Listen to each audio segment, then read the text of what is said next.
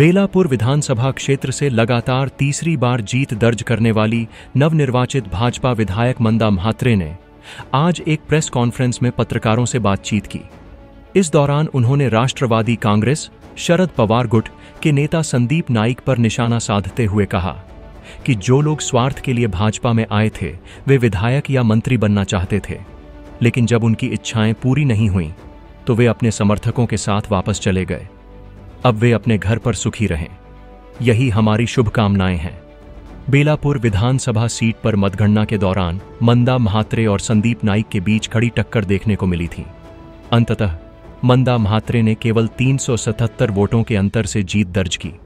उन्होंने यह भी आरोप लगाया कि मतदान के दिन विरोधियों ने गुंडों को बुलाया था और मृत व्यक्तियों के नाम पर फर्जी मतदान होने की जानकारी मिली थी।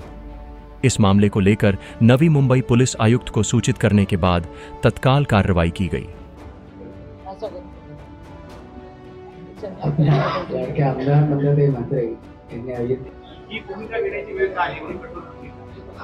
जे भारतीय जनता पार्टीमध्ये स्वार्थ साधून आले होते, ज्यांना आमदार मंत्री व्हायचं होतं, त्या त्यांच्या इच्छा पूर्ण न झाल्यामुळे आलेले त्यांच्या बरोबरची जी लोक होती ते घेऊन गेलेले आहेत। दिलेल्या घरात त्यांनी सुखी राहावं अशी आमची त्यांना शुभेच्छा आहे।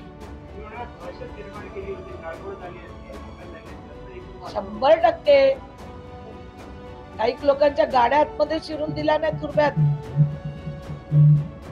मुक्षेत गावात काय होतं, दिवाळा गावात काय होतं, माझ्या समोर तो तडीपार गुंड बोलतो 4-12 4-12, सगळीकडे माझ्या समोर 4-12 4-12 करत होते। आणि उमेदवार पहिला दोनदा आमदार राहिलेला आहे, त्याची सुद्धा भीती त्यांना वाटली नाही। पण पोलीस आयुक्तालयाने, या कमिशनर आणि डीसीपीने अतिशय चांगलं काम केलं।